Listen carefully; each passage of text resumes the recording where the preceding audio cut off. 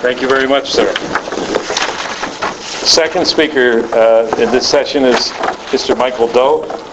He's a graduate of the Republic of Vietnam Armed Forces Political Warfare College in 1969, then served as a rifle company commander with the 5th Infantry Division, 68 and 69, and was chief of political education for the 2nd Air Division from 1972 to 74. After the war, he spent 10 years in the so-called re-education camps. He holds a BA in political science from Van Hân University in Saigon, Bachelor of Science in Electrical Engineering from UT Austin, and a Master of Science in Electrical Engineering. He's president of the Vietnamese American Veterans Association in Austin and a founding member of the Vietnamese Writers in Exile. His writings include The End of Hell, Homeland and Reminiscence, and The Garden of Paradise. Thank you so much. Thank you, Dr. Wagner, for your kind introductions. I was here 2 times in 2001 conference and 2002 symposium on Vietnam. And this time I will talk about the MauThan Massacre at Hue in 1968.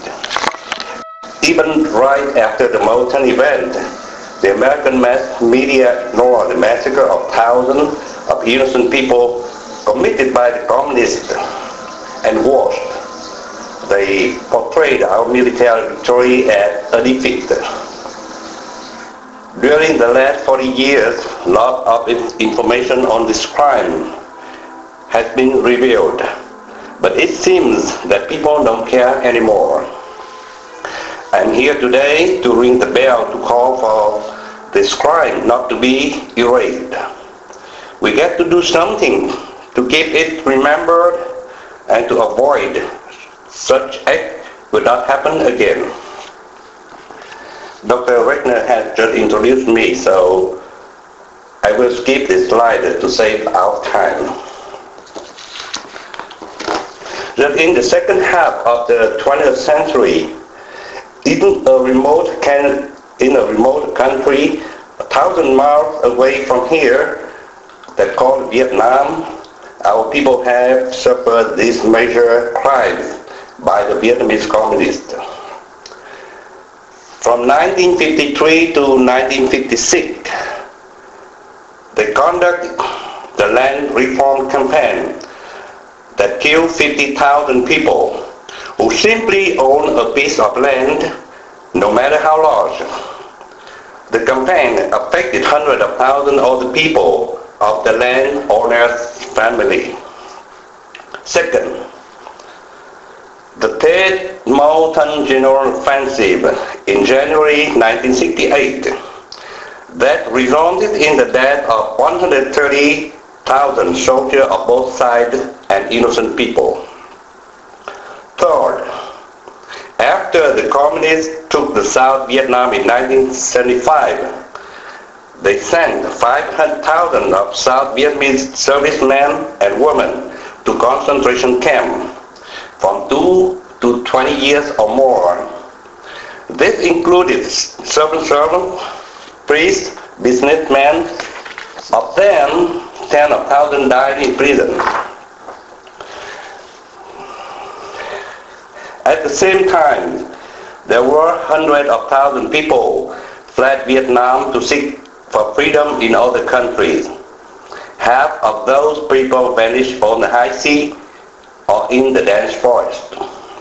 Today, thousands of young Vietnamese women have been sold to the neighboring country. A great number end up in the warehouse. Tens of thousands have been sold to be some kind of hard labor slave.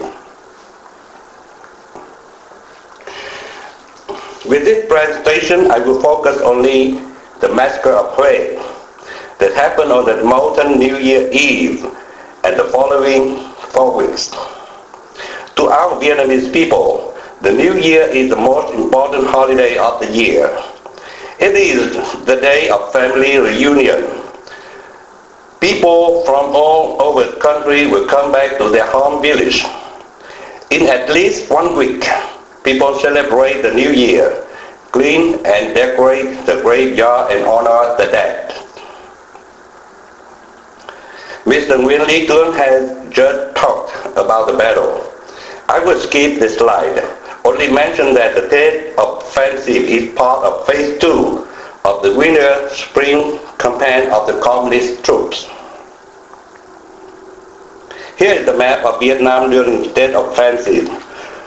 Hue is the old capital of Vietnam, located about 60 miles south of DMZ.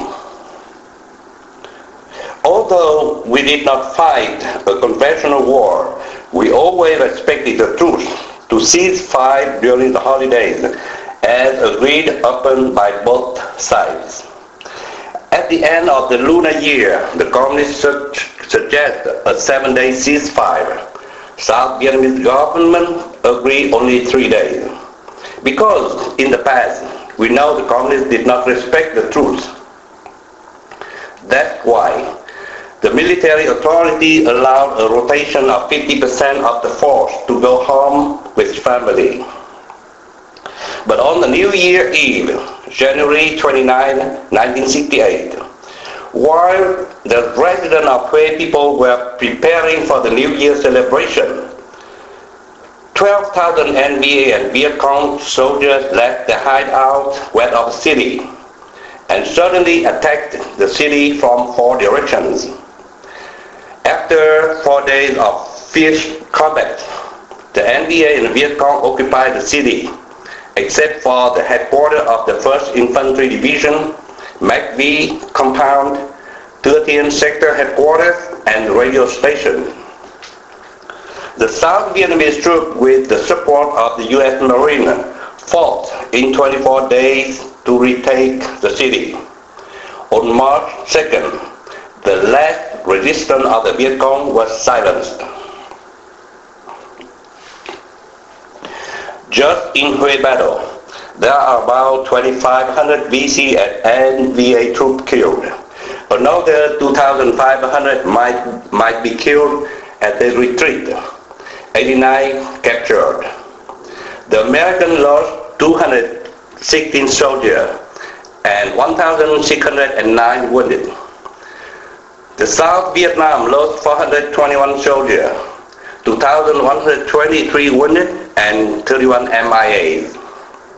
Of 140,000 of Hue residents, more than 5,800 killed, and 116,000 left homeless after the battle. Since Hue was the center of Buddhist church and anti-government movements, the communists could easily infiltrate and recruit their secret cadre. Most of them were college students and professors. These moles helped the NBA to make a list of South Vietnamese soldiers and arrested them and executed them during their occupation. Not only South